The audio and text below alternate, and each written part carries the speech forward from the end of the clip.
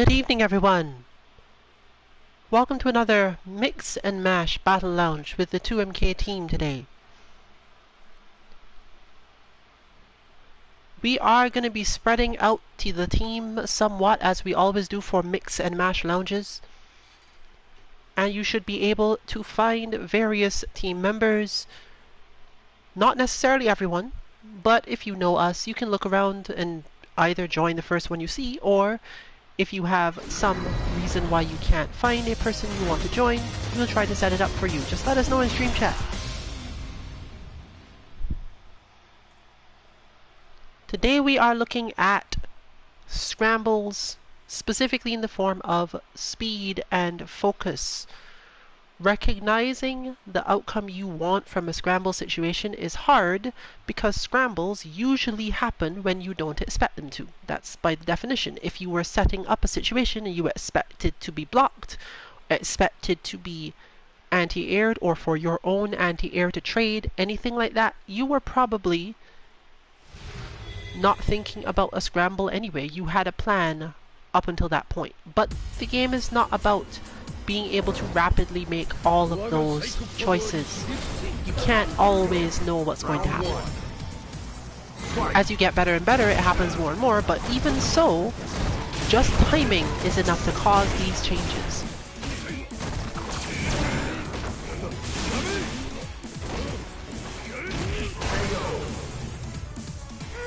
And it's one of the key things that causes problems for players as they're going up in the ranks, because when players play unpredictably, even if you do react, the fact that they simply use such an unpredictable move or unpredictable setup or concept means it's even harder to figure out what to do in that moment. Footsies can be like this too. Your opponent might hit a button that you're like, oh, is that a good button to hit? Why did you hit that? You didn't combo off it. Should I do something? Is it my turn? Learning which of these things is true for your character always pushes on your skill set, pushes on your awareness. And it can be really stressful. Today's lounges are 3 rounds, first to 2. Character select is on in basically every case. I'll let you know if I know anyone on the team that chose something else. And you can generally expect to have a relatively large lounge. Round 1. Unlike usual, where we're basically doing this and going, hey, if you want to come fight, you probably get to play within one match or almost right away, because the mix and mash lounges tend to be smaller. Today we're not going with that, so you might actually, depending on popularity of people, have to wait a little while to fight certain ones. So be aware.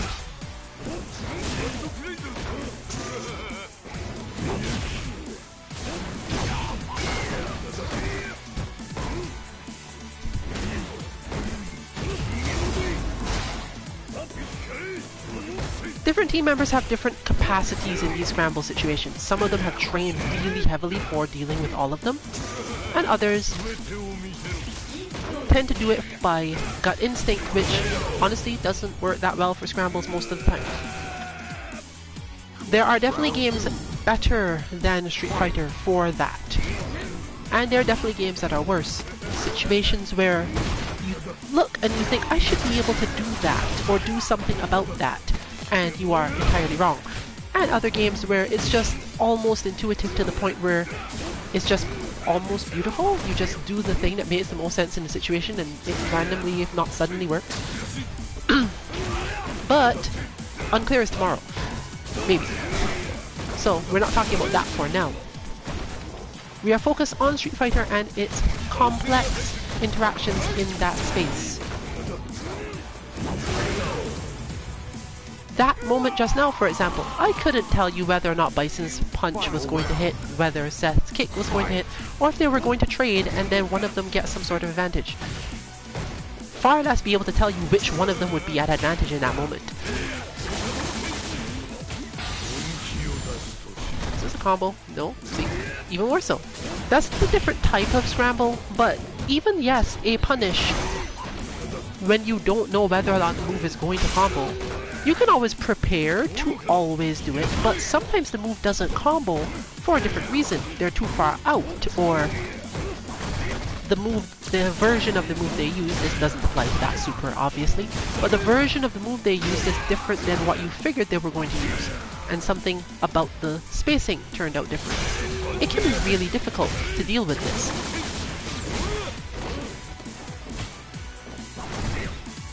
Anti-airs are another really large problem when it comes to this.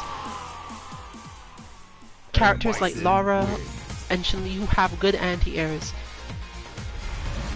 that cover a lot of height, how much advantage they have, since the opponent doesn't drop to the ground, they get reset and they land on their feet, and then you don't know in your own movement whether you're advantaged or not. Worse yet, if you are advantaged and you decide to go for a move that should get you through it, your opponent is definitely not so disadvantaged that they don't get to try something. This is often the case in this sort of game where you definitely get to try something. And for characters with uppercuts, for example, you think, well, I've got advantage, I'm going to go for the throw. They have a way out of this. They have a move that entirely denies you this option. Not to mention just being able to tech it.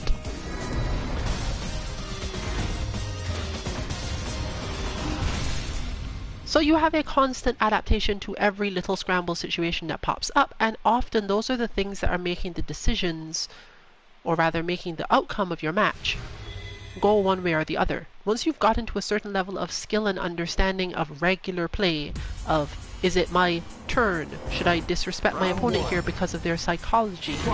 Do I have enough meter to get through this situation?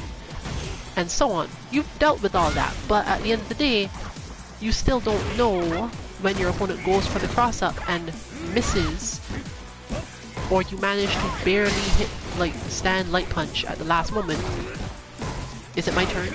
Should I do this move? Should I do a different move? Should I use an invincible move? What happens here?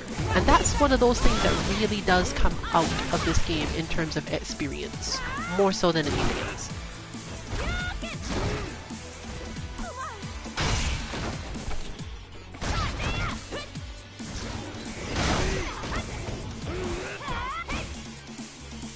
There are definitely some similar things you can learn from situations where...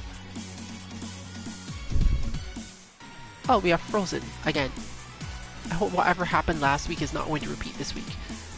Did last week start off well too? I think it kinda did. We'll see.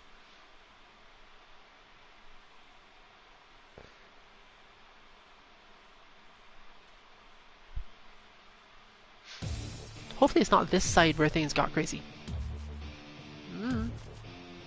No, this one fell out on this side. So let's give it another try, honestly. It wasn't that far in. If it happens again, we'll probably look into it more. Let's do this.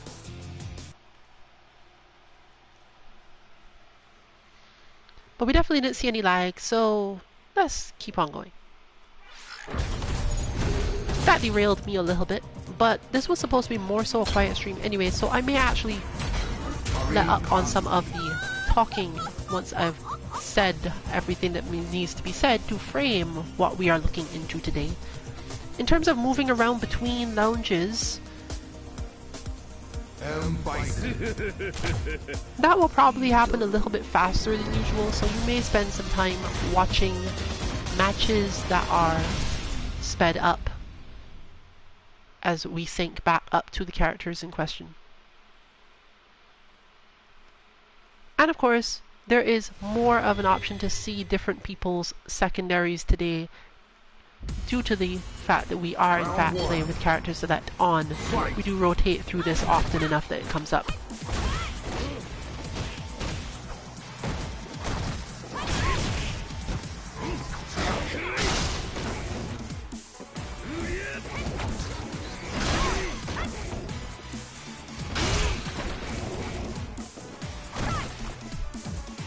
One of the things that causes scrambles of that type to be born most often is a move that a person believes they can respond to, that they have a reaction for, but they're slightly slow, and because they're slightly slow, it turns into a trade or some weird interaction instead of the standard, aha, I've won now.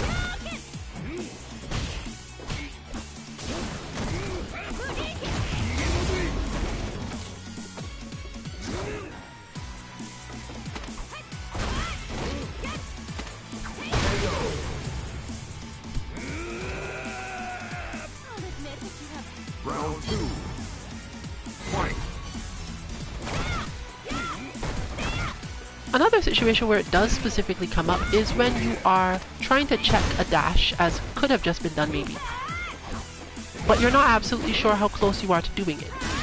Sometimes if you check a dash with your light button, if your light button isn't to advantage, you don't want to hit a second button. Your opponent might have dash blocked, and then they are now ready because they expected this and going to hit you. You don't really want that the entire thing you were ending up trying to avoid by stopping the dash then happens because you specifically went for the next part.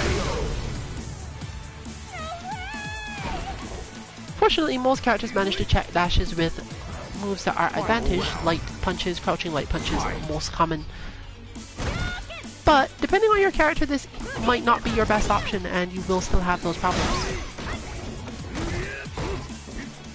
In fact, depending on the spacing of your opponent's dash, even that light punch, while it would stop them from dashing, doesn't necessarily give you the spacing advantage you might want. You could have easily ended up trapped into a spacing that is really advantageous to your opponent in the same way.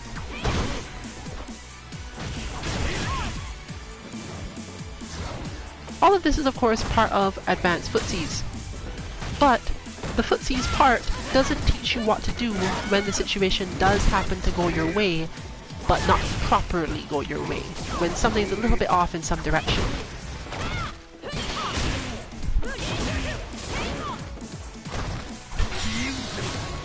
Look at that.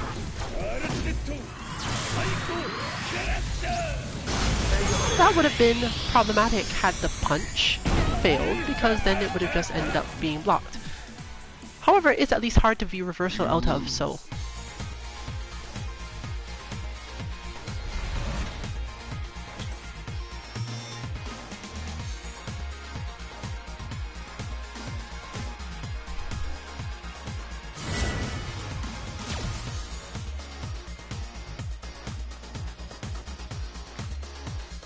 Round one. Fight!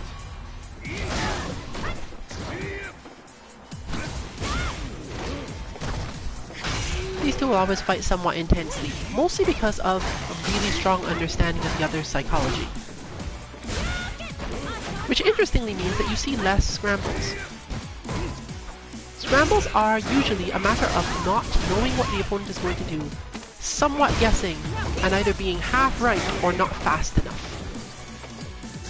And in order to not be fast enough, most of the time in this game you had to be slightly underconfident in what was going to happen.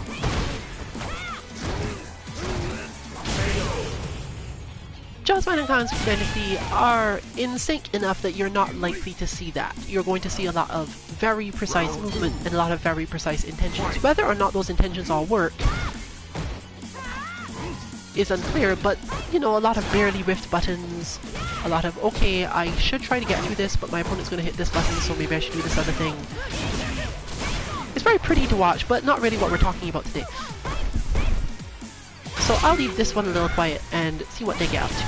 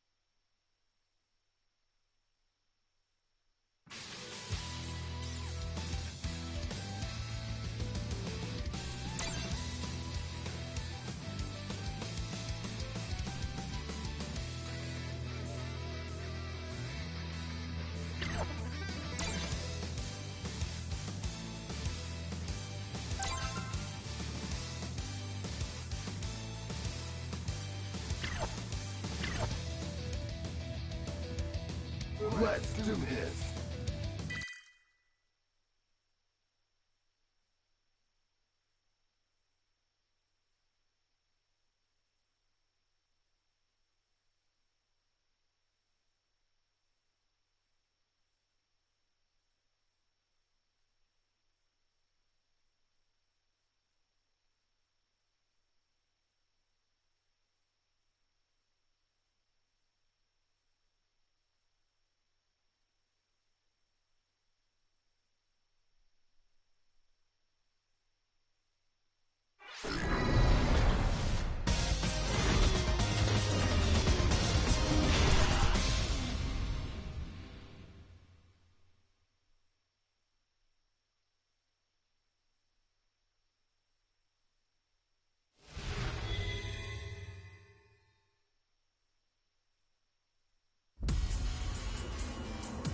Round one.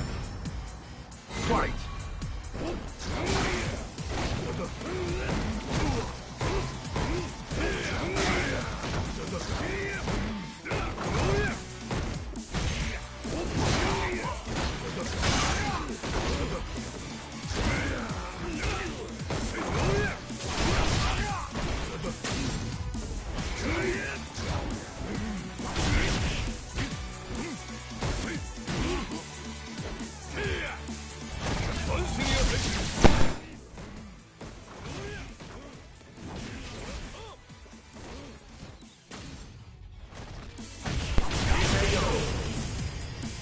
Experiencing a confusing scramble is among the best reasons to rewatch a match.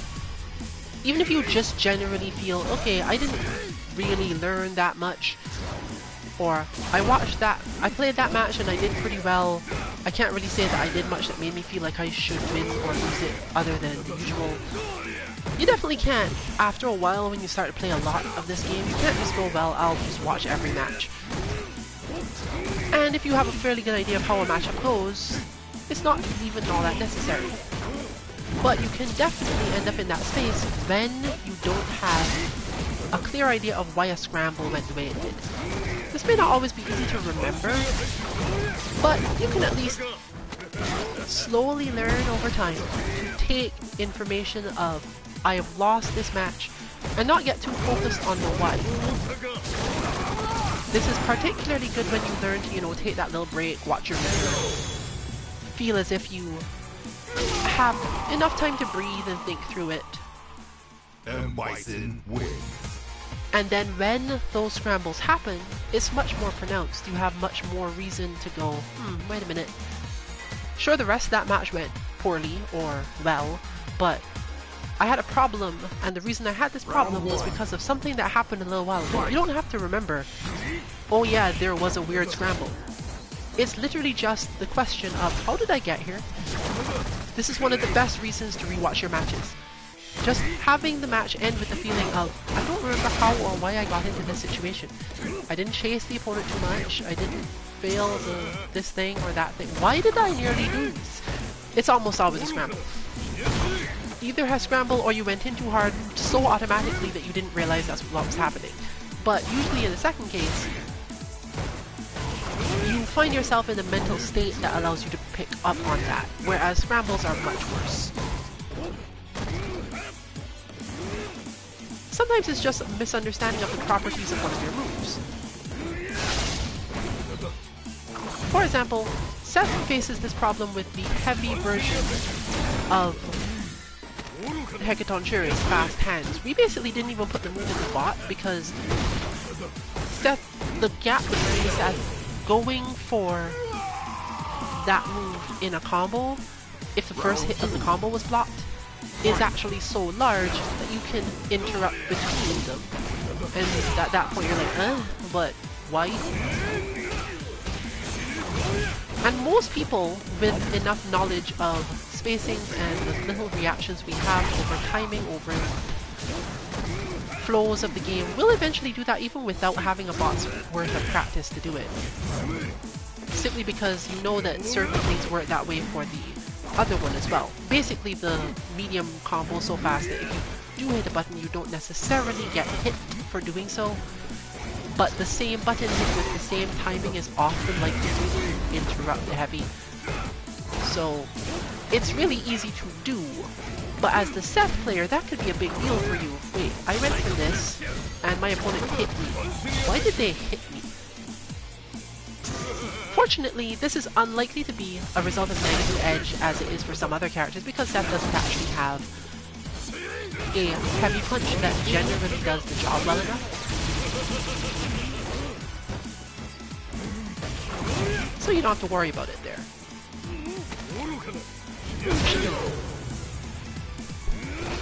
But overall, it's the same feeling of something went wrong there, and I don't remember exactly what it was, but it was definitely stressful, and I definitely want to know what it was because I can't feel what happened. If that super had missed, for example, it's probably easier to remember, hey, my super missed. I should check why it missed. But there's definitely stuff where it comes up.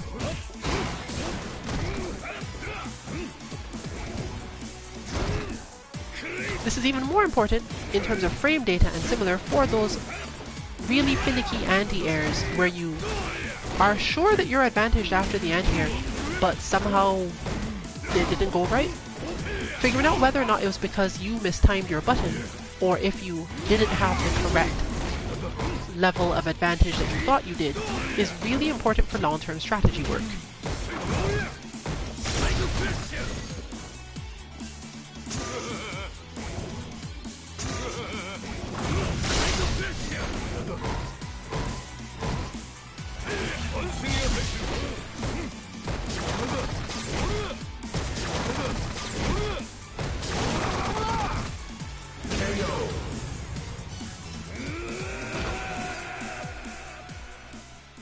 Seth wins.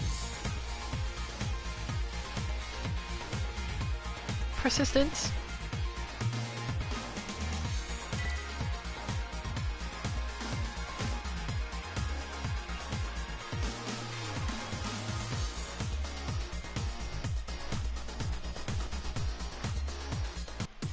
Round one. Fight.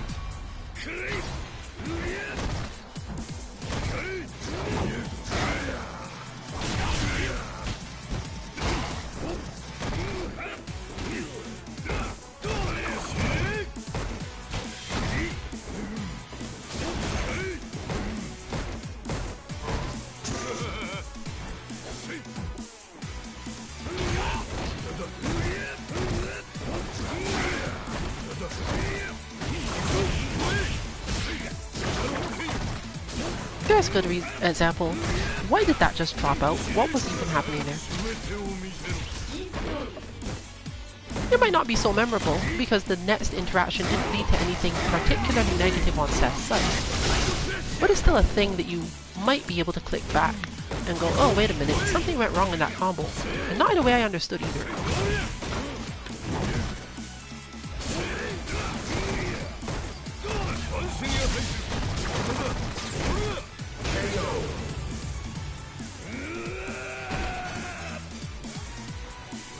Round two. Fight.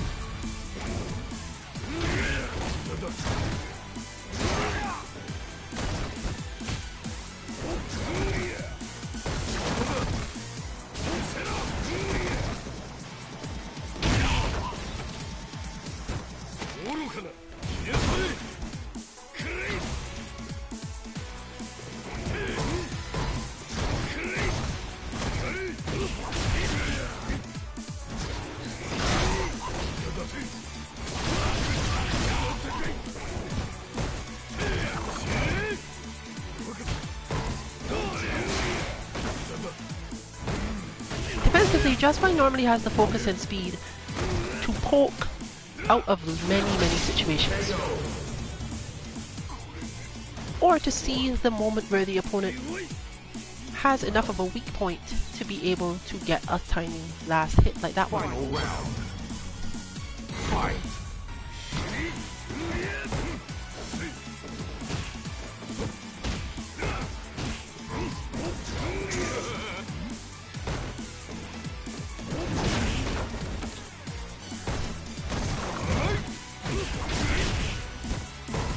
Some of that is, of course, understanding opponent psychology. But it does leave her open to a lot of very specific types of poke.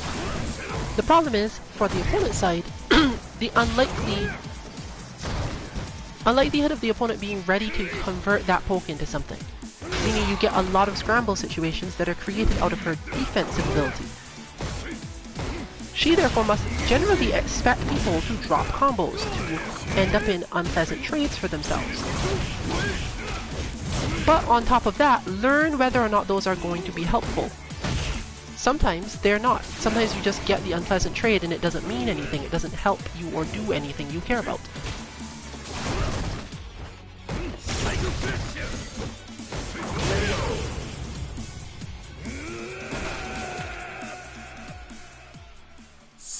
Those things are again learned by experience, but you could always rewatch a match or two and see if you pick up on one that is consistent.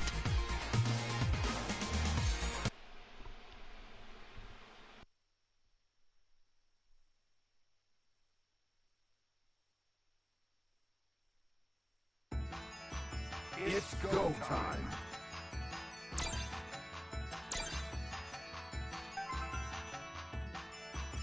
Let's do this.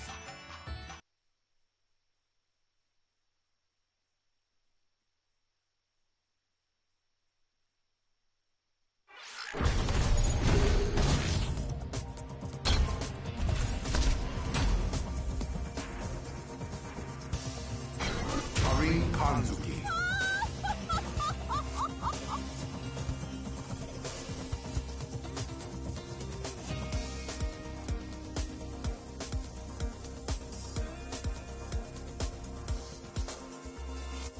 Set. 貴様のすべてを見せてもらう。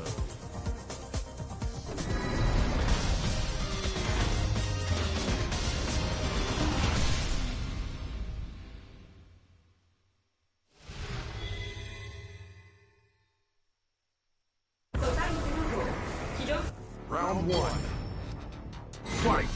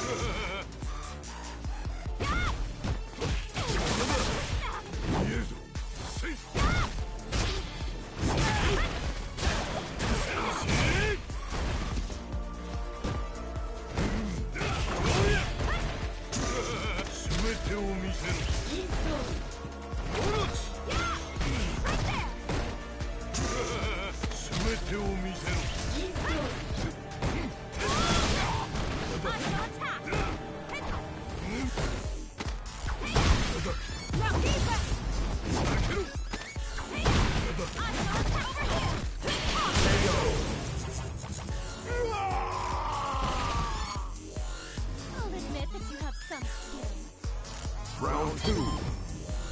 Fight.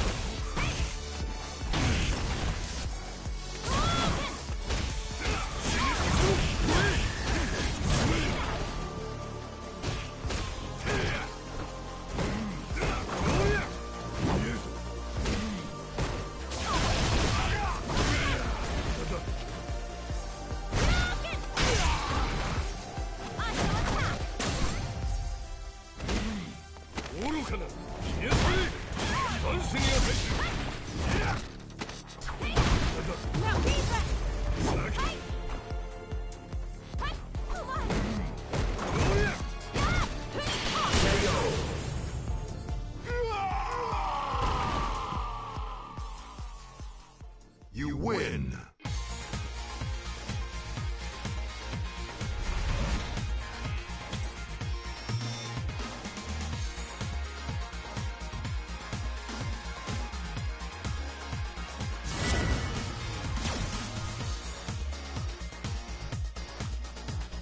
Round one. Fight.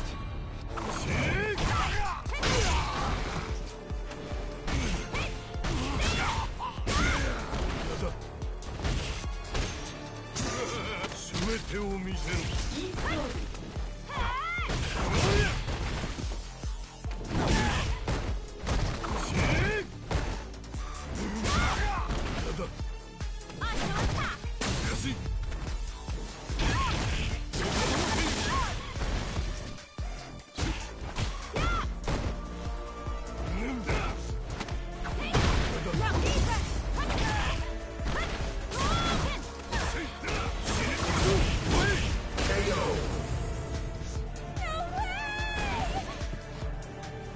セスは完全なのだ。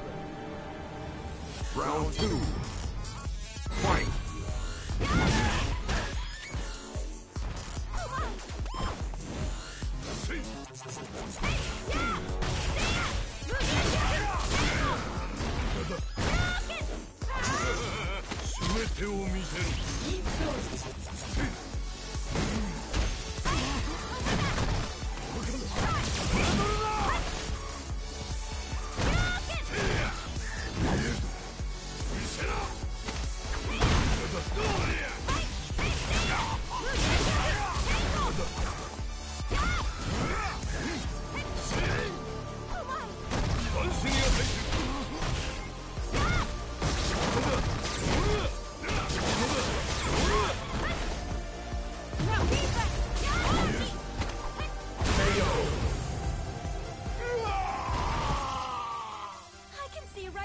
Final round. Fight.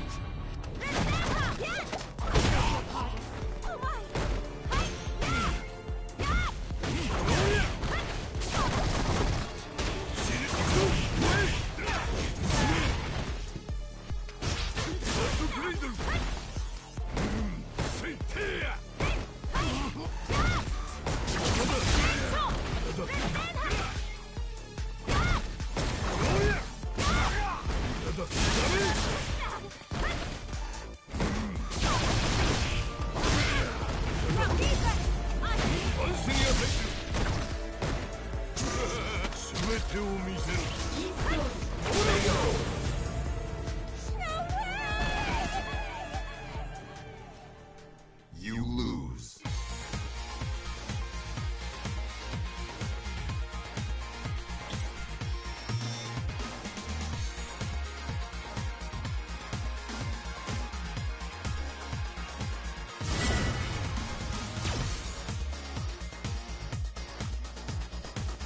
Round 1. Fight.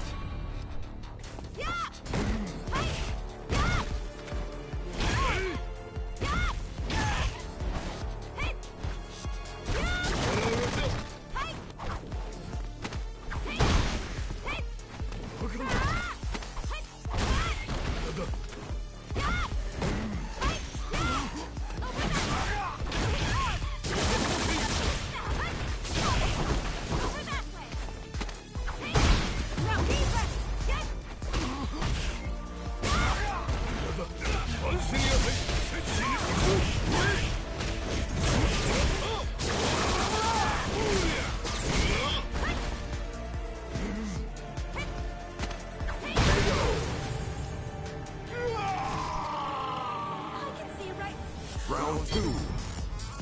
Fight.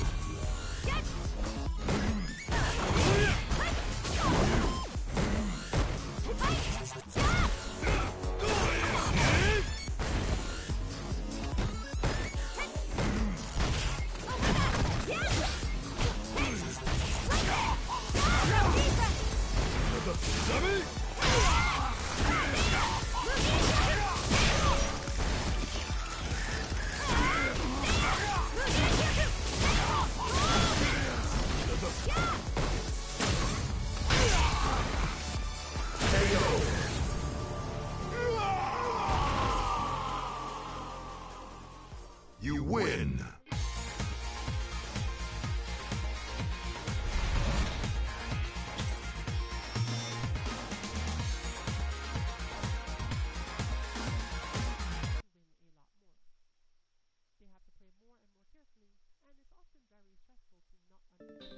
It's go time.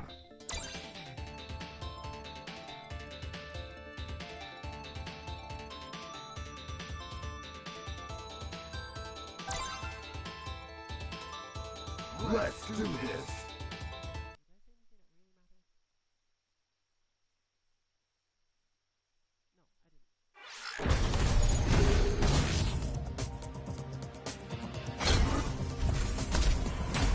Karin Kanzuki, M. Bison.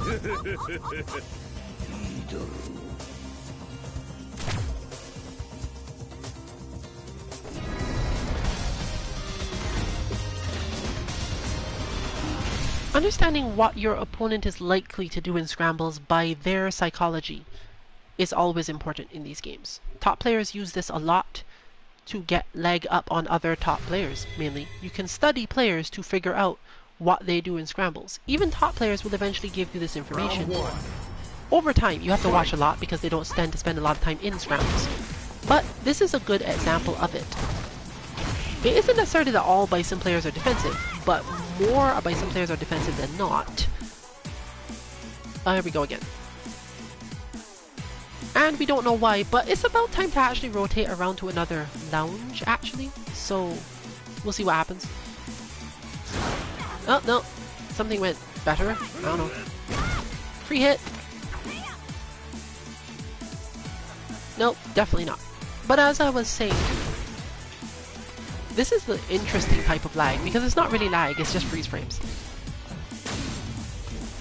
Probably worth continuing to play, and hopefully whatever is going on will resolve itself. There's a scramble, and a good choice from Just Fine's side. But there's a lot of this. When you've made a decision, it's usually a tell about what you are like. Defensive players, normally you want to try to throw them after creating a scramble situation unless they've got a strong enough move that they feel is going to defend them regardless. But characters like Bison don't usually have this. It's like, is it my turn? I don't know. They're probably not going to neutral jump, probably not going to back jump. They're the type that do that, but they have a different defensive style, it's usually obvious.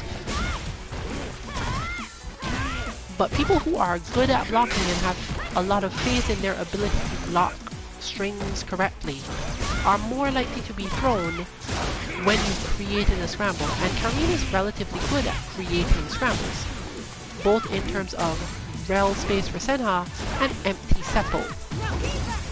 You can use both these things to set up situations where the opponent thinks, okay, you're coming to attack me, so I'm going to block and wait for this attack and then be ready for you. But then you get thrown because you simply didn't react in time. By the time you've recognized that no hit has happened, you don't need to hold back. It's too late, and you've gotten thrown.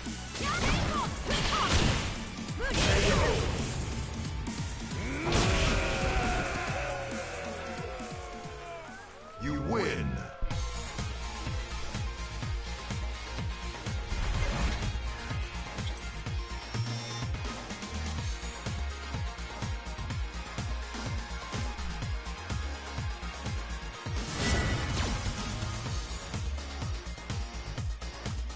Round one. Fight!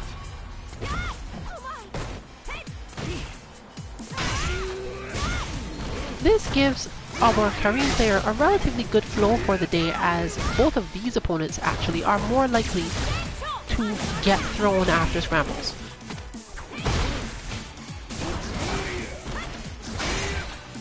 And in fact, you can definitely tell when a person has a really strong predisposition by watching carefully what happens on certain wake-ups. There are definitely players who will block on every wake-up, even though you've never actually gone for pressure on wake-up.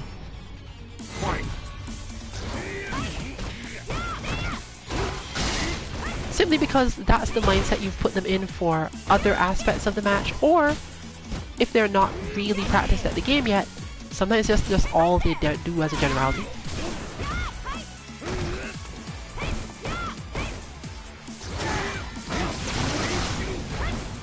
And there's no harm or foul in actually being the person that just takes the throw nearly every time, because to do otherwise might sometimes be too stressful.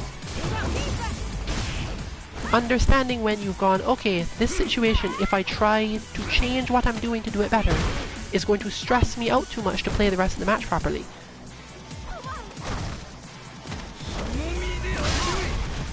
It's also part of the skills this game requires. You go, no, I'm pushing myself too hard, I won't be able to do this right. I'm just not going to.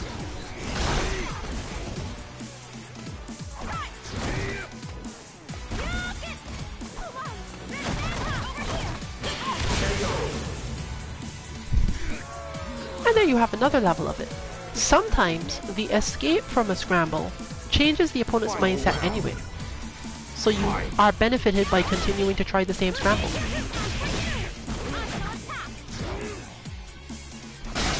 In this case, Council Dynasty benefits from trying the Seppo into throw often enough because the chances that the Seppo will be checked at the time she uses it are relatively small. The chances that the throw will be teched are good, but she doesn't care. And the good ways out of this also change Just Fine's mindset enough for her to benefit from that as well.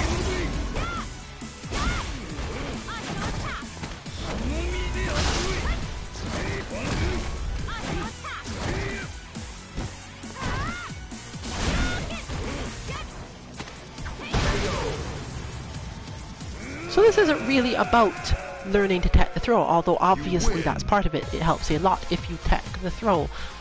But the mindset that you're in would have to change. If you were teching the throw, you'd become vulnerable to something else, almost certainly, until you've practiced a long time to defend for exactly the amount of time required, and then hit the button after exactly the probable last frame of the throw tech window. Top players do this sort of thing. But it's not that common. Let's do this.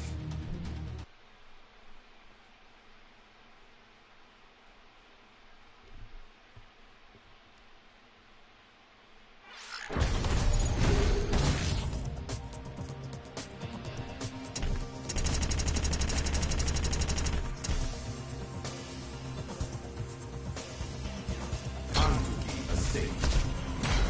Marine Kanzuki. Seth. 貴様の全てを見せてもらおう。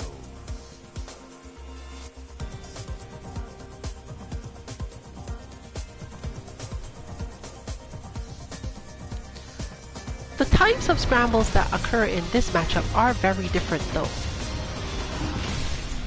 Normally, in Bison play, the scramble is less of a scramble and more of a I'm coming at you now, and I don't care if you check my approach. At some point I'm going to have to take damage because Bison has decent defense, so I'm going to try it when I think I have an opening. With Seth, there's a lot more buttons involved, even if the player isn't so defensive. And the result is often that you don't have as many good spaces for the Seppo in the same way. But you do get something else. You get to use the Seppo to get under or through a lot of Seth's attacks and options. And after those, chances are you're going to have the same effect. You still want to go for the throw. So this tends to be a lot more footsies, with semi-random moments for the Seppo. And of course it therefore involves more timings in which the correct answer is to block after Seppo.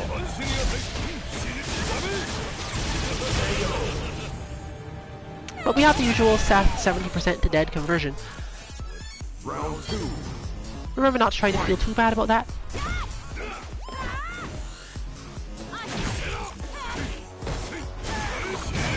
If anything, the main thing you do with that information is remember that, oh right, my life lead isn't real against this character, I need an even bigger one before I do certain things. And sometimes you just don't have the time to build it up, so accept it when it happens.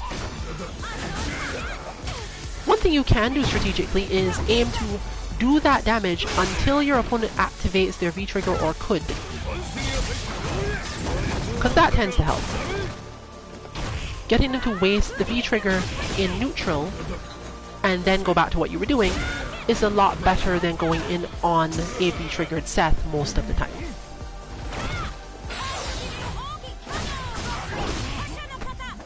Or you can do that.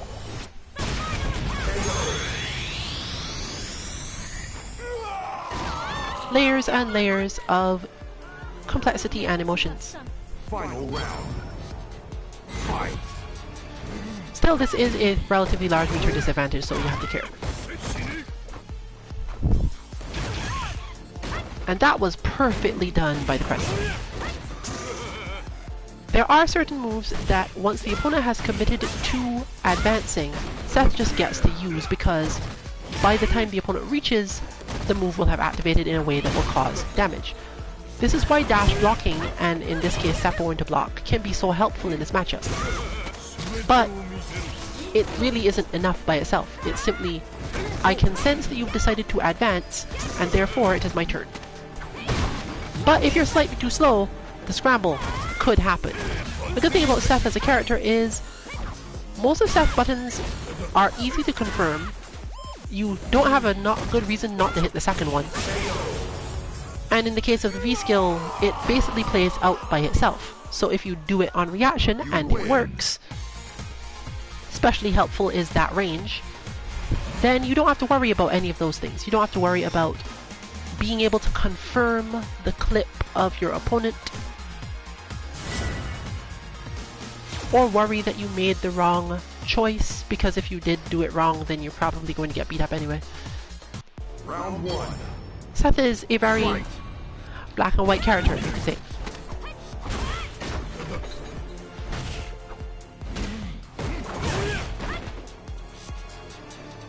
This is generally true of many target combo characters, but the particularly good target combo characters are those who get a 3-hit target combo with the second hit not terribly disadvantaged. Because this means you get to hit the target combo without worrying about this too much. Unfortunately, Seth is not one of those characters. If you hit the second hit of Seth's target combo, you have to care. And that actually tends to help the player on the other side, as it tends to cause Seth players to build up a lot of stress. Until, of course, they improve so much at their reads of the opponent that the target combo basically never misses its position.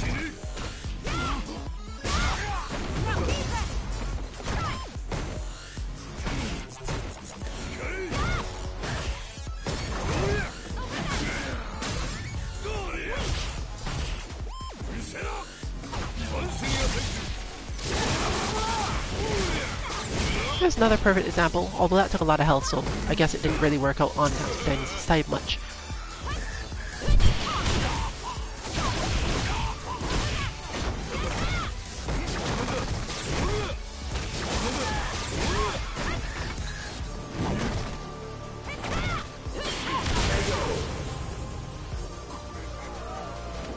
But there's that built-up stress we're talking about.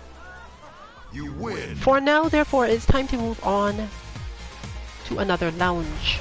And that means we have to look around for them, because not necessarily all of the lounges are visible on the same thing. We don't know yet why this is, and probably someone should tell Capcom if they don't already know.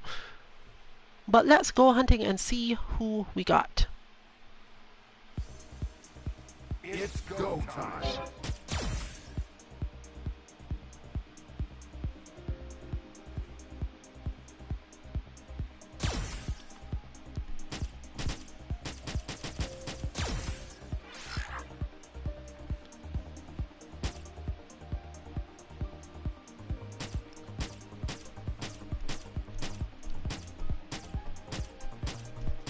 It's always confusing that our bars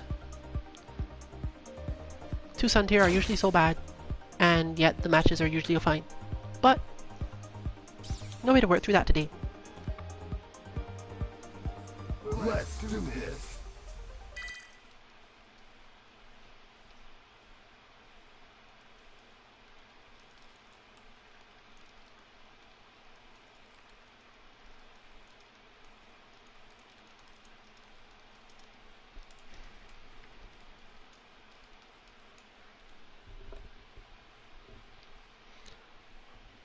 But we're drifting to Cosmic Wolf's side, and we're more likely to see a lot of scrambles here, but I'm less likely to have a lot to say about most of them in the precise form. So you'll get some macro discussion of it.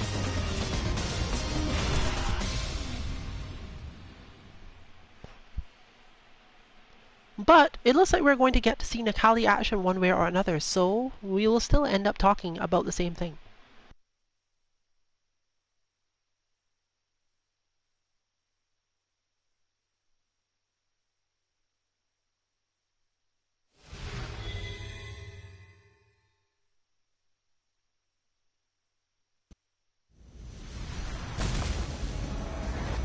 Round one.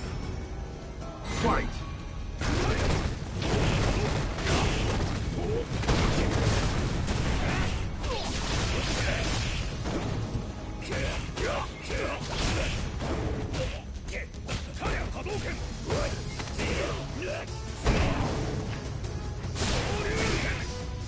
I'm really sad that this stage bothers some people to the point where we don't see it enough, because it's really nice, but it's also really ridiculous, so I guess. Round two. Fight!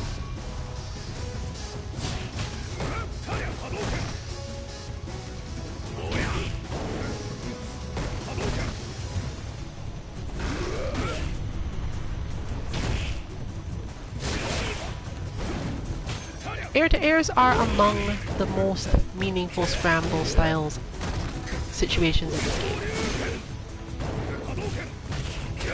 Really precisely skilled anti-airs often create the same situation, even though the player who did the anti-air had a full intention of this is going to work. Their level of experience with that anti-air is usually really small, because as you go higher and higher, people aim more and more to do less obvious jumps, meaning you have less and less experience with the scramble that follows the anti-air, and that means that per character you don't always have the right amount of information. You might know, this is the spot it hits, I see my opponent jump like this, I can definitely anti-air them, but you don't know what that particular opponent does when you land the anti-air. This has to do with jump height, jump arc, which button they step out, how fast they fall after they've been poked out of the air, what moves they have as options. It piles up really fast.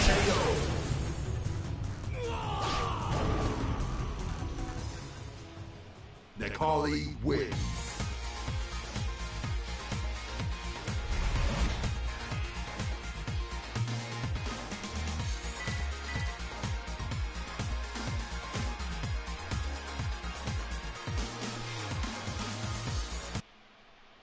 Round one. So let's look into this one. There's been enough jumping that there's been some consideration of this, and some extremely good spacing on both sides relative to at least the player's intent. You can clearly tell why each player is standing where they're standing. I'm not going to be the one to judge whether or not these are particularly good places to stand, because this is the law of psychology, really. These characters are simplistic enough in their main options that you don't get to just decide, oh well, that clearly is a bad place to stand, or clearly is a good place to stand. That's what the middle of the road characters really allow for quite often. You being able to do things and change the situations you want to be in. And not be terribly punished or have it be an awful idea.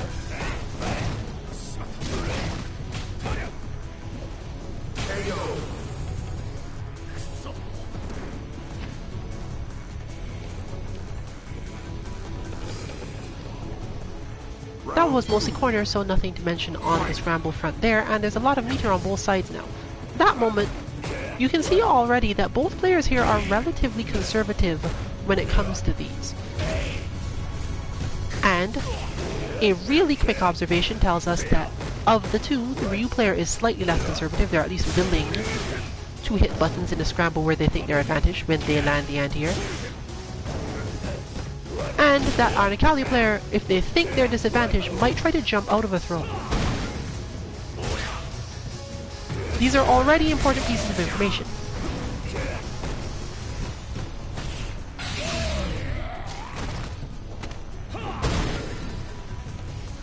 So let's watch just for that if it comes up again. It might not, but if it does, we're watching for what happens when there is some interaction in the air. Either one gets poked, like that, and we have the Nakali going for the throw because that's what they're expecting. to either need to throw or jump back. And our Ryu player is conservative and tends to not do anything in those scramble situations. Just patiently wait for the next chance they get to do something.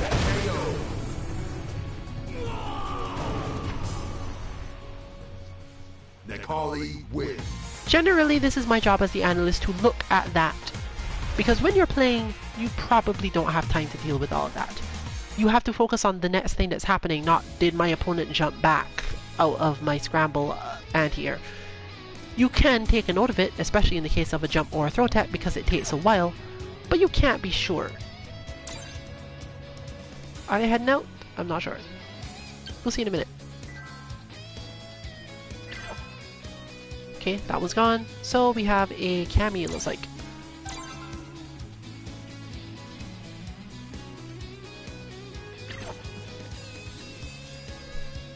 Let's do this.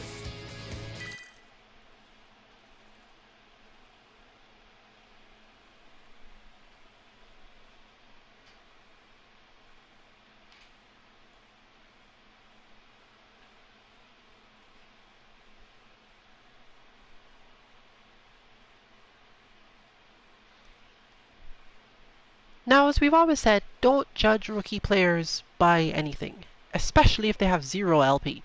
Never judge rookie players with 0 LP. If you look at their fighter profile, you might get more data.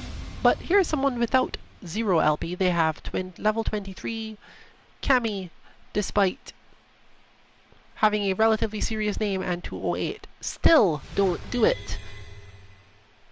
Let them show you that they have deficiencies in their play. And even those things are things you observe over time, so we're going to be watching for those. The problem with fighting games is that understanding what is a deficiency in a player's play is related to your own feelings about how the game is supposed to work, and sometimes that's entirely misleading.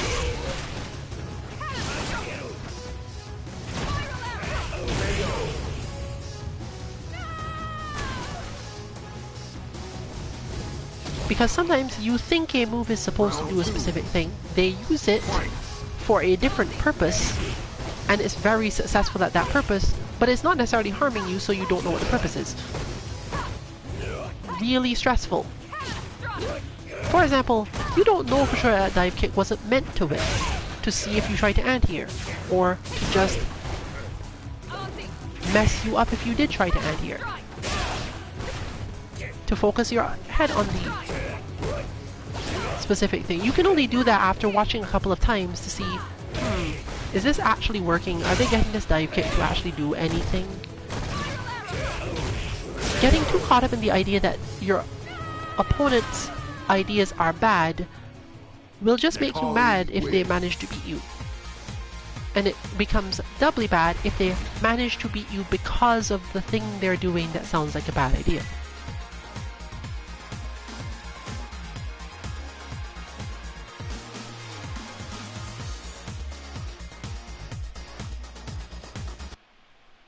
Round 1.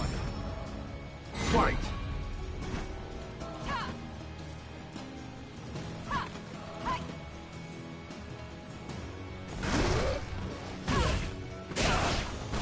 There we go. Another scramble. Air-to-air medium kick on Cammy. What goes here? We know that Wolf tends to uppercut out of situations. So if this Cammy were able to pick up on that quickly enough, a couple of air-to-airs followed by blocking would probably work out decently well. The problem is that with Necalli, you can't just block, because if the situation goes poorly, you'll get command grab. For some characters this is easier. Chili, for example, can just basically head stomp over. It will often cause the uppercut to whiff, and at the same time evade any throw or command grab. So she has stronger defense there. Round 2. Cammy can do something similar, but not easily, so you generally don't.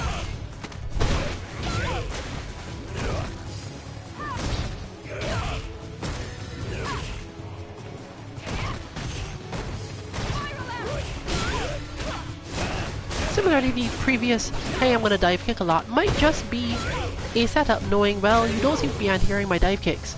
I'm going to make you think I'm going to keep dive kicking until I actually want to jump at you. Necalli wins. So don't go judging people based on things they do that seem like bad ideas. They might just be really, really much better than you and understand how to get past the phase where it's bad to make it good again. Most moves in these games are not bad. People complain and they get taken out or fixed.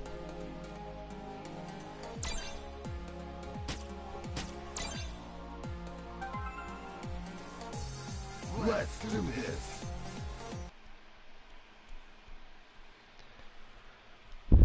This is a situation that comes up a lot, in that what we're about to demonstrate is that the primary thing that makes it difficult for Kazuki Dynasty to control the match versus Cosmic Wolf is the scramble. Winning or losing the match is unrelated. But if she loses, it's often the scramble. And if she loses control, it's almost always the scramble. This isn't to say that if she tries to dial it back it will work any better, because Cosmic Wolf adapts well as a player.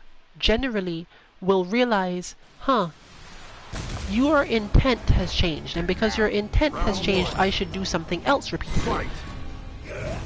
Meaning that it comes out the same way all of the time. The scramble has happened, and bad things followed it. Even small things like a whiffed stomp have exactly this effect.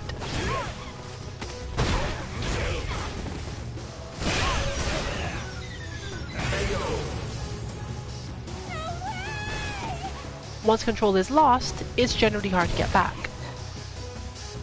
One of the easier ways to get out of this if you find yourself being this type of player is that when you find yourself losing control of a situation against a character that doesn't have a lot of good moves for closing space, backdash out of the situation purely because it negates throws, and makes you more likely to get air juggled if they use a slow move. Depending on your character, of course, but most characters that play like this, that need the control, will get air juggled out of their dash instead.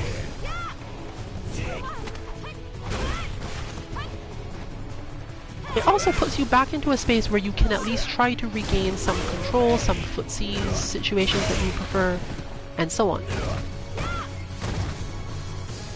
Similarly here, constantly kicking at exactly the right range is not in fact a negative thing. It creates a scramble. And sometimes players with good, strong moves that have this property will in fact spam them, as people have often complained, not because the move is going to beat you or because they expect the move to work every time, but because if they are perfectly spaced and you block it, now you are basically rolling the dice. You have to learn to whiff punish the move, and a lot of the time these moves are not super whiff punishable in the first place. Necalli doesn't actually have a move that's particularly hard to whiff punish. Karine can do it with her stand medium punch much more easily than most characters can do anything to it. But again, perfectly spaced, Karine ends up blocking it anyway, and the situation isn't improved for her.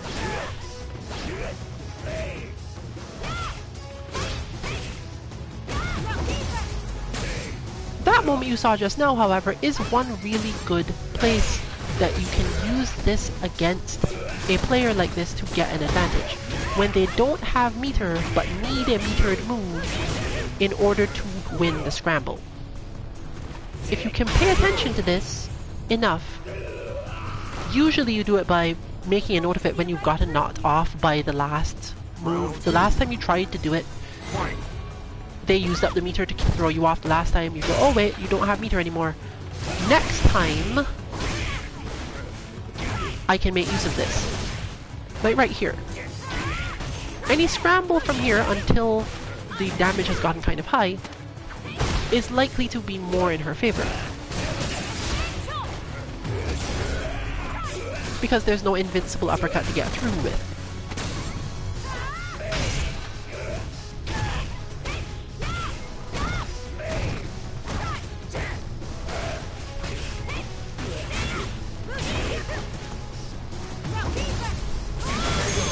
Nikali is a really great character for this because so many of Nikali's moves actually have this property.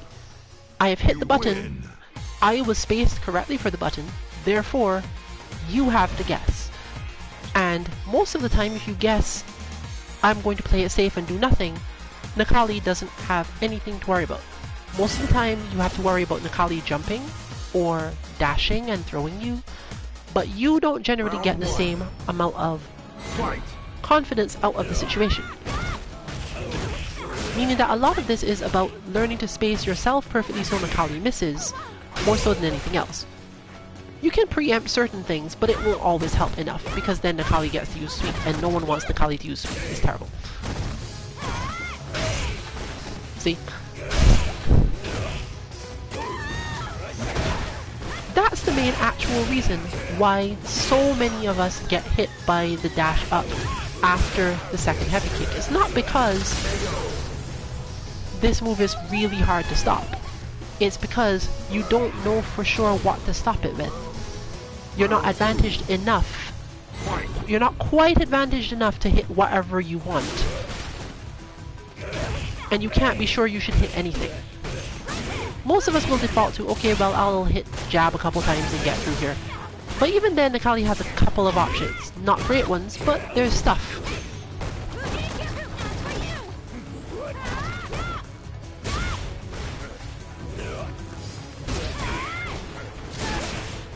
Another minor scramble. Not a total loss of control there, but there's still a flow that causes a problem. Another minor scramble.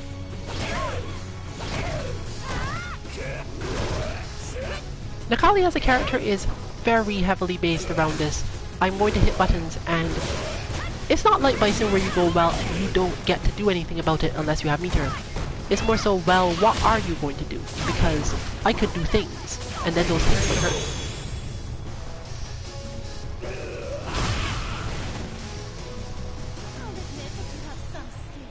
Final round. Fight.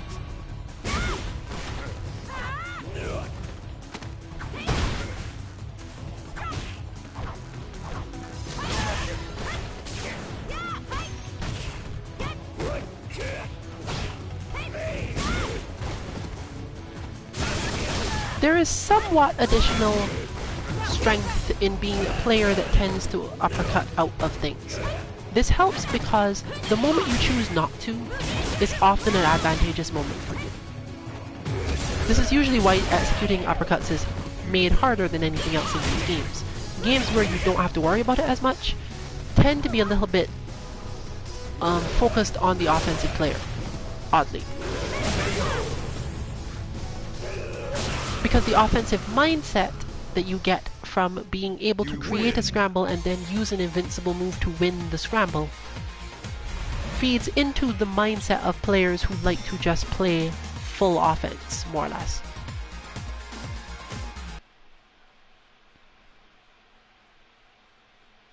But when two players of that type face off, it gets rough. It's go time.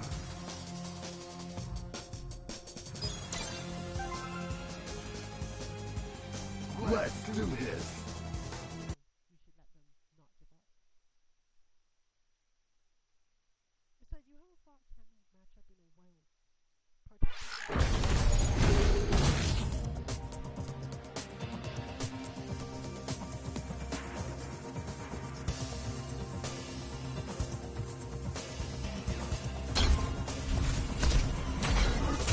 Kanzuki, Kami. Be on guard.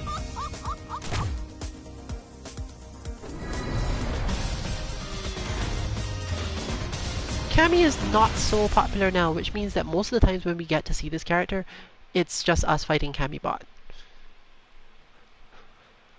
Fortunately, Kami is a straightforward enough character in the hands of most people that if you understand footsies and Kami bot separately, you can usually manage to keep up with most Kami in that you know what they're doing. Why they're doing it is a different question, but you know what they're doing, and you're probably practiced enough to get most of your punishes off. Spacing can be learned, But you do generally tend to need at least some high level Cammy to face off with to get the spacing part down. Fortunately, we have a Cammy who has that situation. It's just that she can't play against herself, so, you know, she has to find her own time. This particular space is more so a matter of being patient enough for Poison Drake to make some mistakes. But you can't do this against Cammy as they get better and better, because they'll just keep on hitting buttons forever. Your white health will grow, will get up, and then they'll probably manage to do something with some tick throw somewhere. And that is why the bot is like that. Because if you learn everything else about this game, the sheer frustration of needing to deal with Cammy doing certain things emotionally is what the bot is largely meant to help you deal with. Knowing how long you can walk forward before something starts to become dangerous to do.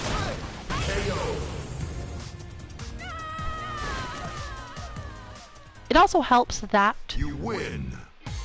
through around until just the bottom of gold or so, sometimes lower in silver depending on the player's style, many Cammy players will eventually do something random to get in, because not everyone enjoys just hitting so many buttons that your life goes away by pure white health.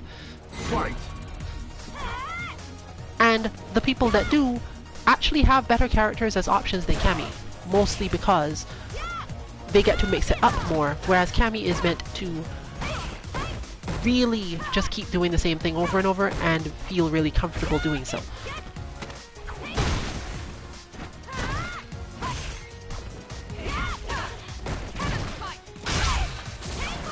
The character that certain types of people get bored playing, because if the opponent refuses to challenge, she doesn't even get anything much off of the throws when she does get them, so who cares? But this one is definitely patience, because understanding that Cammy has so few options relative to this and must mostly confuse the opponent by walking forward and doing things like instant dive kick, and then taking her chances when she does get a knockdown, doesn't stand up as easily to someone who spends much time with Cammybot. Cammybot also tends to get you really comfortable with the spacings and the scrambles, so you're more likely to be able to defend your way out of situations because you know they're not necessarily threatening, even if they look that way. The bot does have that functionality built into it. And if nothing else, fighting against Cammybot will get you so used to waiting for the spiral arrow that you may do the same thing in matches, which will probably get you out of... If your entire list of people you had to fight through silver was just Cammy players playing at approximately that level, you'd probably get to gold by that alone. Many of our other bots cannot say this because there's more complexities to the character or the matchup, but for the most part that doesn't work for Cammy. It looks like they're heading out, which means we might shift after this one to another lounge and spend 15 to 20 minutes there, and then maybe one more after that. Our test of whether or not it makes sense to make large lounges has so far given the indication that it's not necessarily worth it. We don't seem to benefit enough from making large lounges, but it doesn't hurt much either. So.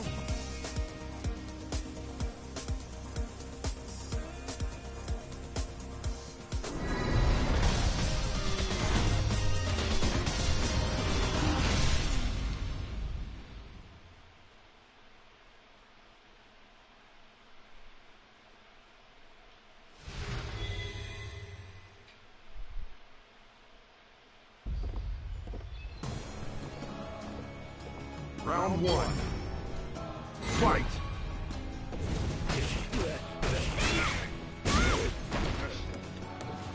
One of the important things to understand about this matchup, therefore, for the sake of these players, is technically that this is the matchup where you jump a lot.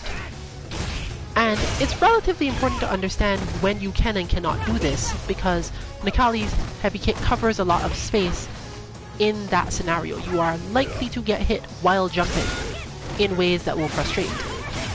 But it doesn't mean that you can't jump. It means that you have to set up the jump by making the opponent want to hit the heavy kick at the moment you jump at them. Understanding the psychology of this is probably a whole stream in itself. Because it has to do with the amount of time you wait relative to the amount of time it takes to trigger your opponent into thinking that nothing's going to happen. And unfortunately for Karine, walking backward in a specific spacing will tend to more so set up the same perfectly spaced heavy kick than not.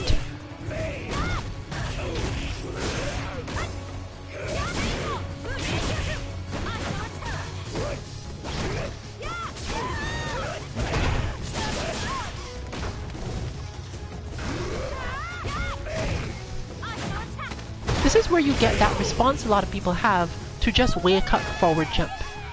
Because at the moment of that, sometimes you've been knocked far enough away that the opponent wants to hit a button simply because they're in motion already. They don't necessarily want to dash, they want to hit a perfectly spaced button. But a lot of the time, they're expecting to block or to have to commit to footsies because your button won't reach. They move to a space where yours won't reach and go, my turn, I'm hitting mine. At that point, jump. Of course, you have to be reasonably sure that the person is going to hit the button or not care about being anti-aired, depending on the match and setup.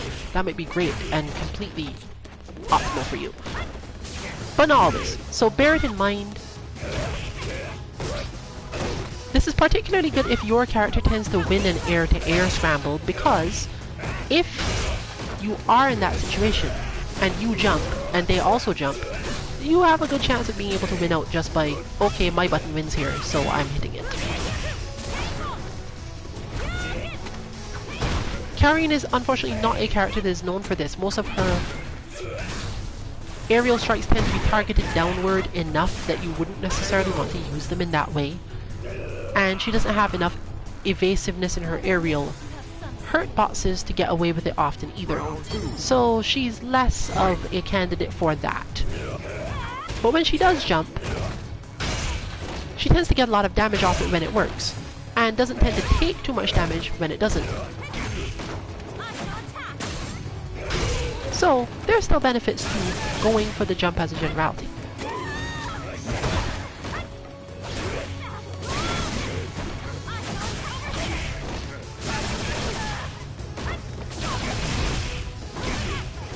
But as you can see here, this match, more or less after a while, becomes all scrambles. That was one, that was one, that was another one, and technically that was another one.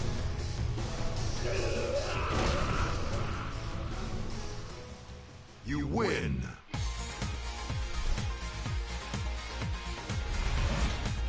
If you're not familiar with the concept of the half screen to full screen scramble, I suggest you stop by tomorrow for Unclear.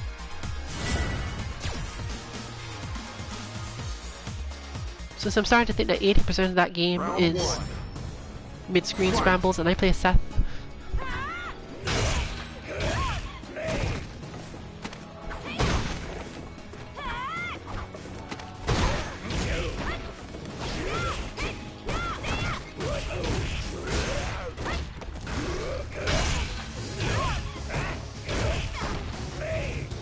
But as you see, Natalie is so good at just having that perfect space of, I've hit buttons. You don't really get to do anything about it unless you want to take a big risk, but you know, you could, I guess.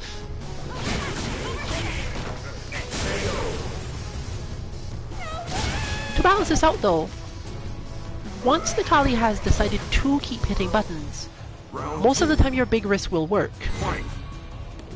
You're more or less deciding, should I expect this player to keep hitting any button or not? If they are going to hit a button, go for your big risk. And if you think they're not going to hit anything, then keep still so that you don't have to worry about it, or backdash. Because the backdash will at least get you out of it.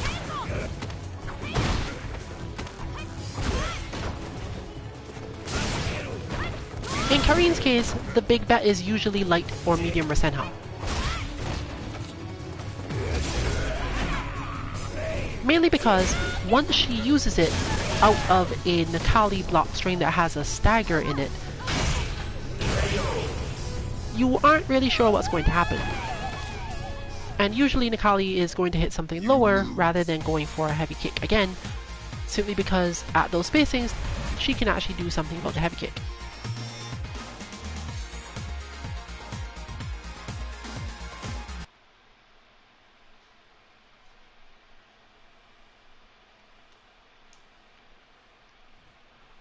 But yes, as noted, we're shifting on.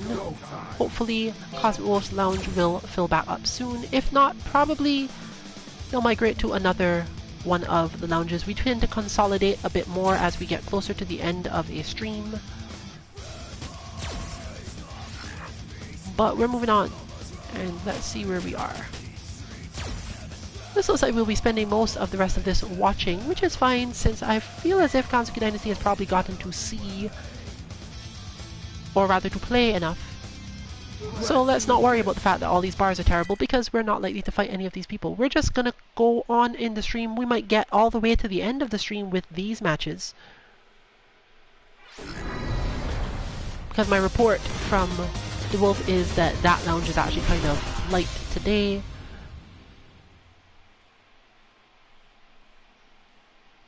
I know this person.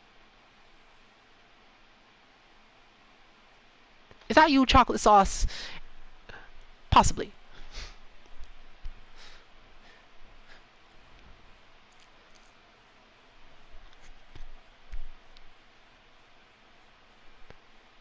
I have trouble remembering when people do or do not put numbers at the end of their names, but I'll poke just fine about it. She'll know. I think that's Chocolate Sauce. Round one. Fight.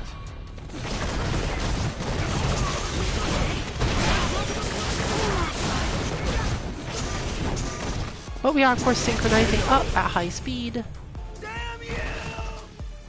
And this match is also corner scrambly, so I wouldn't have been able to tell you what was going on anyway.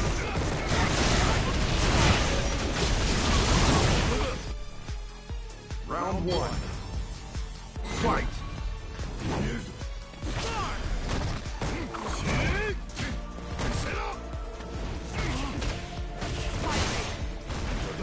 Ed versus Seth is actually really similar to what we were just seeing, except that Ed is playing the role of Kareem. Weird, huh? Ed should generally, as noted before, jump, because jumping is good.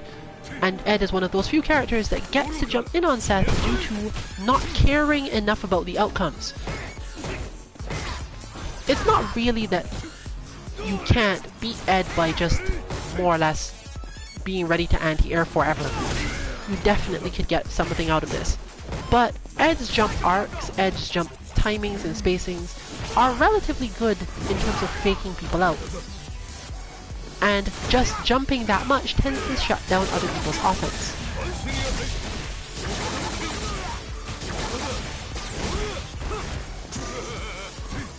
That said, you have to have a plan other than jumping, because unfortunately, a lot of Ed's other moves don't work in this matchup. The spacing's never right. You can't use both the jump-in spacing and the other good spacing. Which is kind of sad, because it's another one of those times where this character is just a little bit off in some way. Does this go through that? Yes, it does. Fabulously to add that.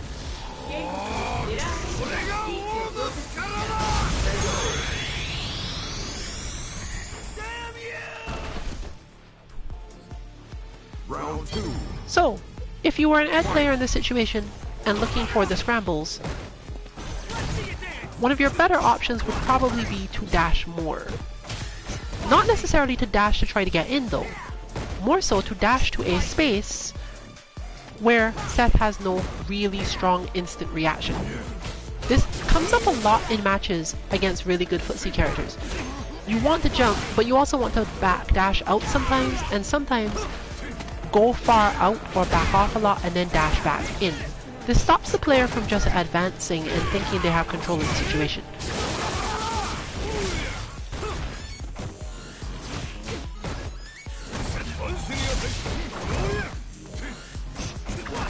It also helps if you, like Ed, have a strong invincible move that hits very far, but doesn't necessarily leave you as vulnerable as many others. Part of the reason why Ed's move is actually so Seth wins. slow to recover is to give the rest of us time to deal with the fact that it doesn't really go forward.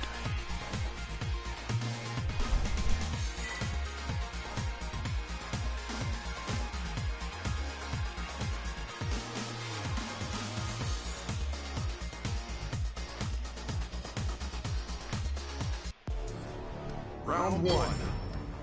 Fight!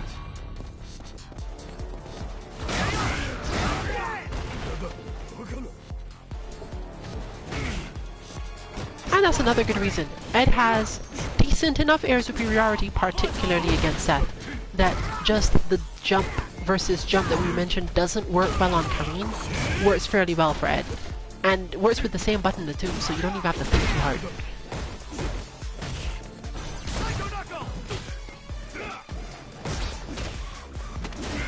This generally means that, from the Seth player's perspective, being constantly focused on the jumps is important, but you can't really fight Ed like that for long. That's why.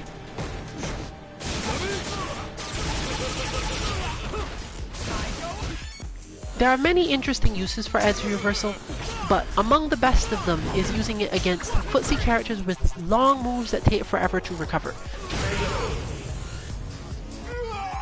And the heavy kick obviously fills the other slot.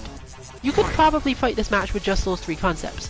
Being ready to V-reversal, hitting heavy kick at particular timings and hoping that you don't get jumped on yourself, and jumping. Is jumping, feeds into combo, more jumping. Success! Now we have a corner situation. More jumping is not necessary here, but it doesn't exactly hurt. And now heavy kick, probably. For example, you can see it would have just managed to hit that crouch heavy kick from Seth. And would definitely probably have been decent enough there. Is it going to be reversal? Doesn't seem like it needed to be, after all. That's when you've got mastery of your character's health bar. Oh no, that's not going to kill me, I'm good. The problem being that Ed does not benefit from V-reversaling out at close range, and therefore has to take little risks like that one. But having invincible moves definitely helps.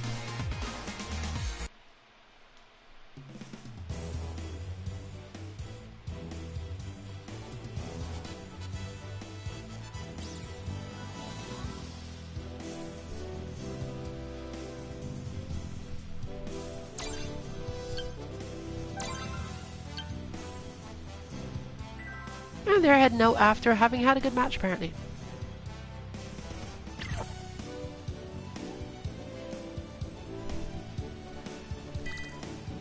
If our stream goes on to the end, we will switch one more time.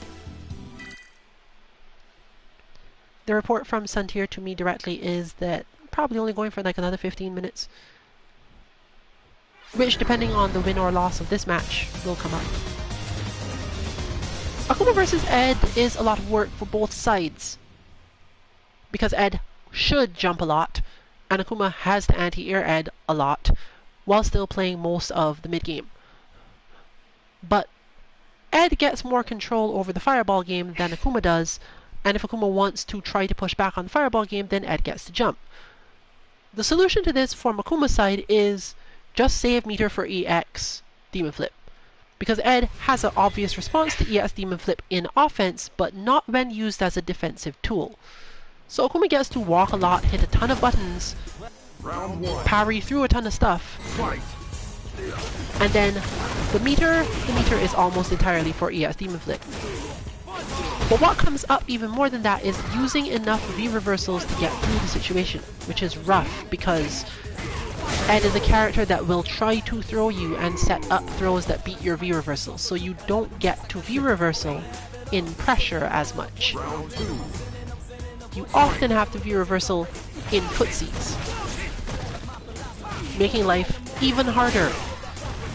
The sheer focus required for this I wouldn't say it's overwhelming, but I definitely wouldn't want to be in Santir's shoes at this point.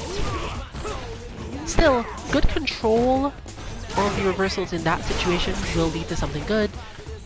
Sometimes you want to be reversal to fireball.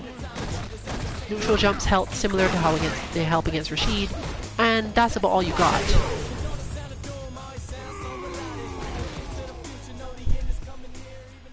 Ed wins.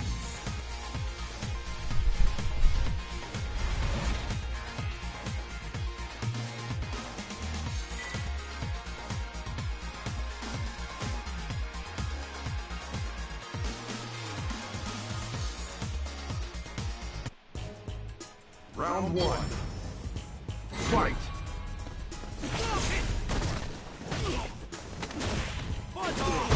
So this is relatively heavy on the execution test, but it also is similar to a bot flow, even though not the ed bot that we normally have.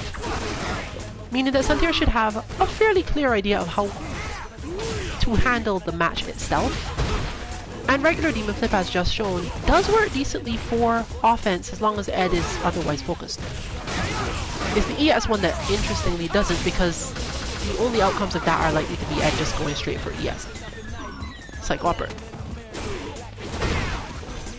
That was probably useless. It's at this point, for example, that probably shouldn't have happened, because the level of criticality required to get out of bad situations using the V reversal when you're already gotten your opponent to the corner is probably more helpful, given that Ed's uppercut covers so much space. Against characters who have to worry about the spacing in their responses to EX moves or V-trigger enhanced moves from Akuma, definitely you go for it. But in this case, this is, I've got to deal with all this Ed stuff. But there's our defensive. And you see more flows involving the same thing.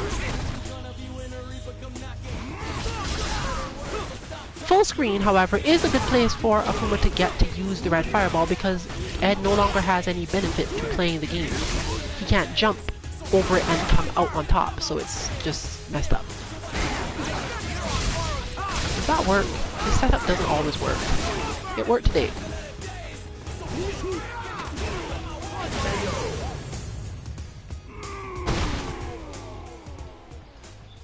Ed wins.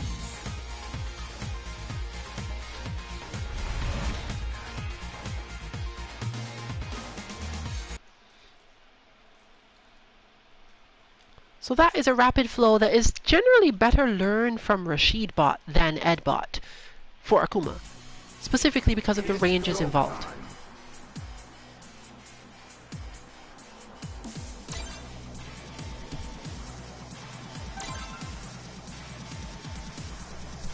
Let's do this.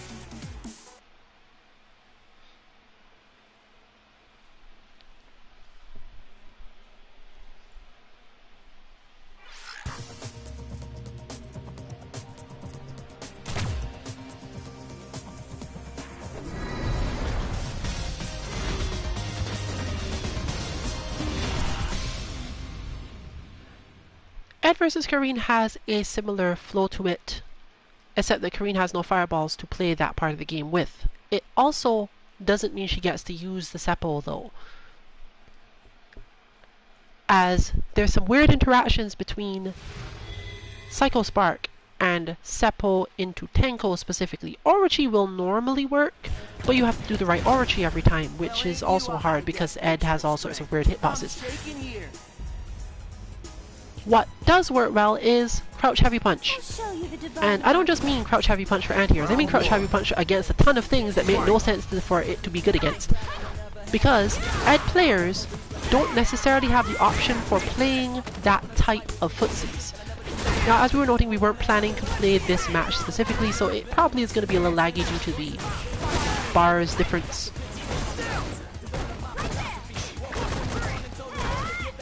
But it seems playable, similar to what Santir is like when things are bad.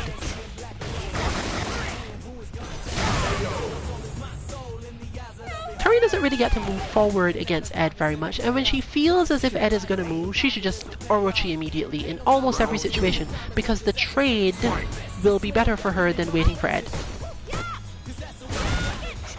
And Mayokin tends to lose more often.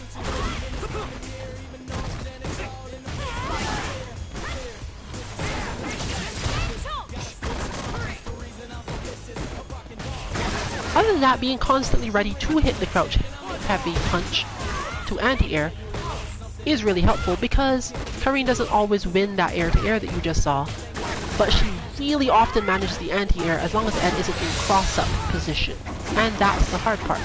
However, it does make his cross-up miss more often than not, which means scramble again. That said, this is laggy enough that we might want to give Suntir another shot at this one, rather than specifically going into it.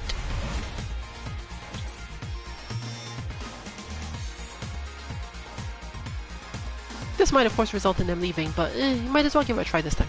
And if it does result in them leaving, then you'll just go on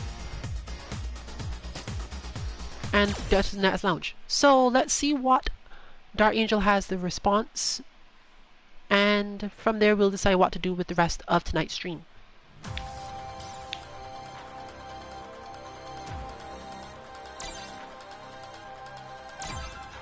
Alright, looks like we're going to get at least one more match out of these two, and Suntir gets another specific chance at the mess that is this matchup. Let's do this.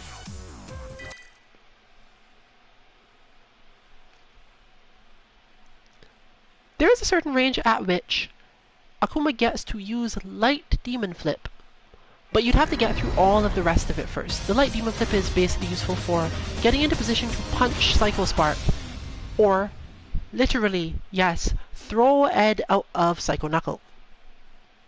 The uppercut, yes, the uppercut, not the punch. Don't ask why this works.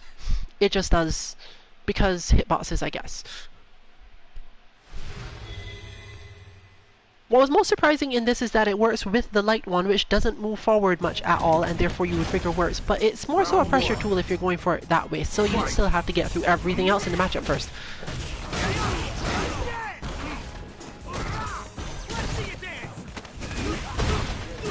That said, Ed tends to corner himself against Akuma fairly quickly, and corner guard is a decently strong option here.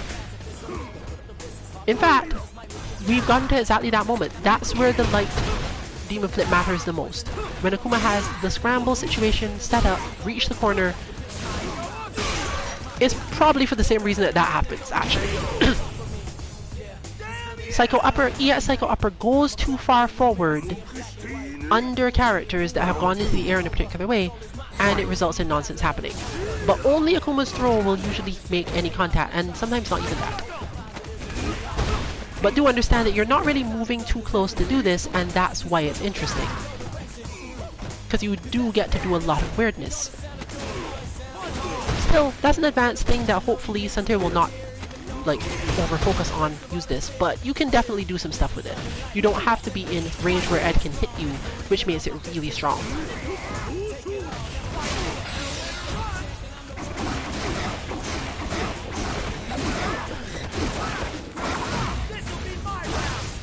And made it through. And the step back too. So we got full range for fireball play. You can, again, you sorta can have the EX reaction to that, but I think it trades, and so therefore it's stressful. This match for Akuma is very similar to training against Zaku is for most other characters. There's a constant, okay, you're at this range, I need to change my entire mindset. You're at this range, change entire mindset again.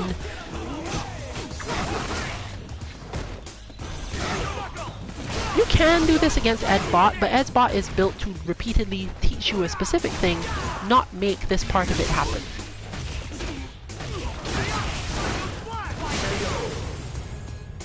Still, it's a good way to push yourself certain days. Ed wins.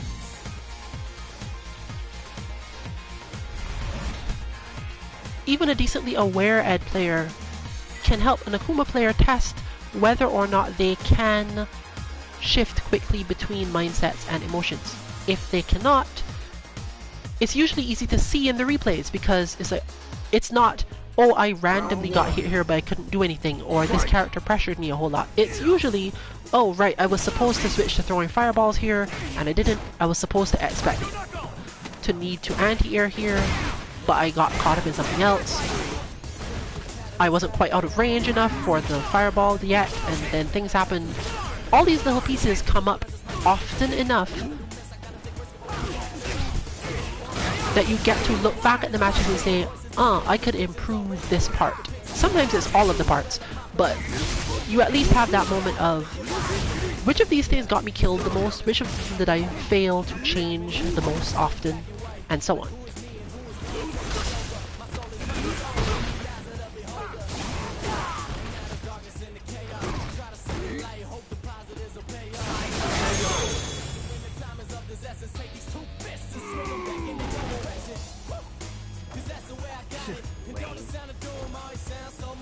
Round 2. Fight. So after this match, we're probably going to take one quick look around to see what other lounges still have stuff going on in them. If none, we might just close up right away. It's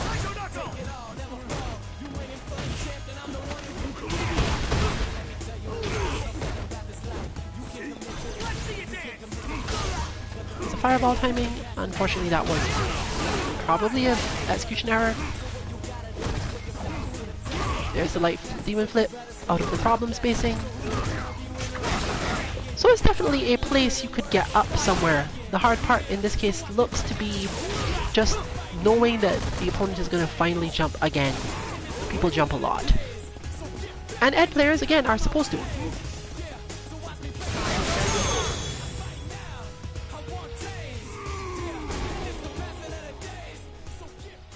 Ed wins. So let's take one more look around the block, see who we've got active, maybe play one last match from Kazuki Dynasty's side against some opponent depending on what lounges are up other than ours, and then we'll call it a night. It's go time. We've definitely gotten to see a lot of the situations where scrambles are affecting the game heavily, and learning to pick those out can help you improve a lot just by understanding that it's happening. Just you know, reduces your own stress,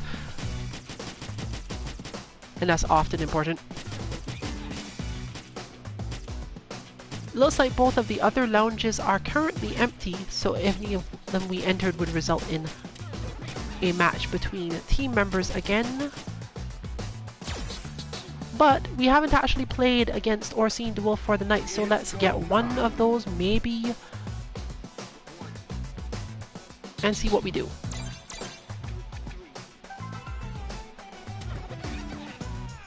Let's do this.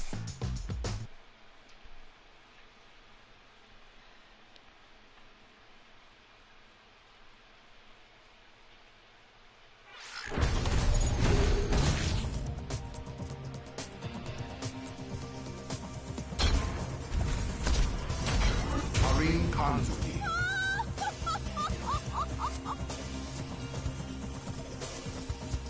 Alex. This will be perfect for a warm-up. Looks like we are in fact having the fated Alex versus Kareen match. Observations of the Wolf's recent progress have mostly led to the conclusion that scrambles are part of the difficulty here.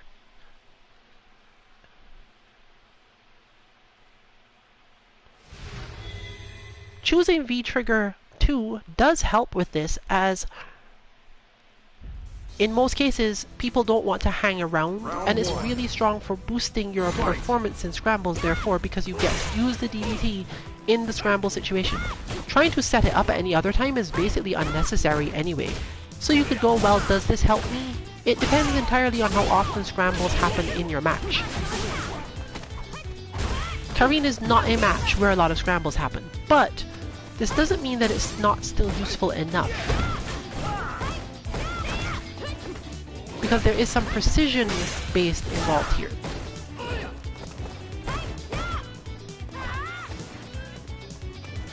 Not every scramble, for example, is a matter of someone taking damage and not knowing what to do. Sometimes a scramble can simply be you hit a button and that button is not plus, but it's not really minus either. What do I do here?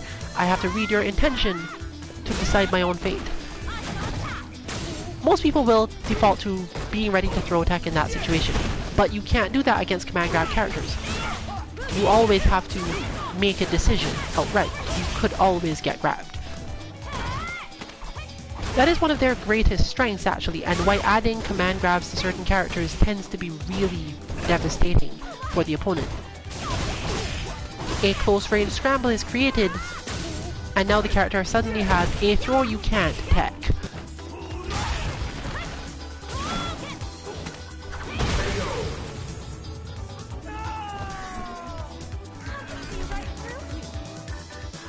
Final round. Fight.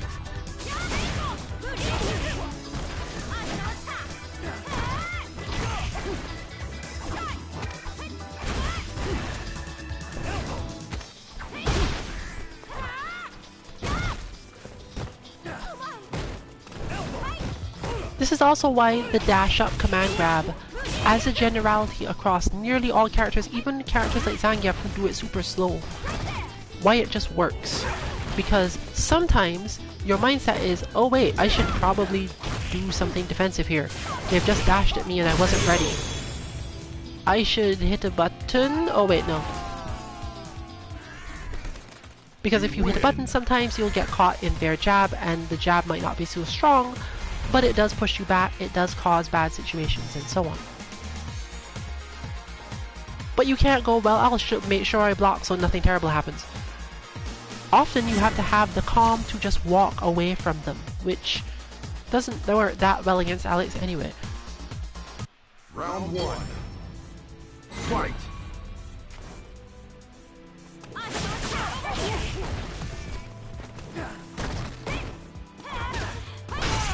But I am figuring therefore that this is our last on-stream match of the night. We might consolidate up into probably the Wolf's Lounge. That tends to get us the clearest indication of what the bars are going to be like for most people, if you join us. And we may therefore go on playing for a while. You might not see Kareem from this side. And if everyone's pretty tired, it'll probably close up a little earlier than usual. But tomorrow we are much more likely to actually play Unclear than we usually are. We didn't do most of the things that got in the way of our being able to play that game at the timings we intended. And we're overdue for more practice in it, by far. So you could stop by tomorrow for Under Night. And check on our Twitter, or rather check on the lack of tweet from our Twitter around 7-ish to know whether or not we're likely to be having any. If we have any emergencies that are likely to cut it off entirely, I'll make sure that we actually let you know in advance this time. So you might get more of a midday tweet. But don't expect it, because usually those things don't come up until near stream time, which is the entire problem. On Thursday we'll have our 60 times Dead or Alive Battle Lounge. You win. And Friday is usually not content at the moment. We're still in our winding down after tournament phase, even though we didn't actually go to any tournaments. So, join us tomorrow for hopefully Unclear. Join us on Thursday for Dead or Alive. And you can find our bots at 2-mk.org and all of the information about when we stream at Twitter 2_mk_FGC. Looks like the team is gathering up, so you can join us here. This has been Brilliant for Team 2MK. Good luck with your training and good night, everyone.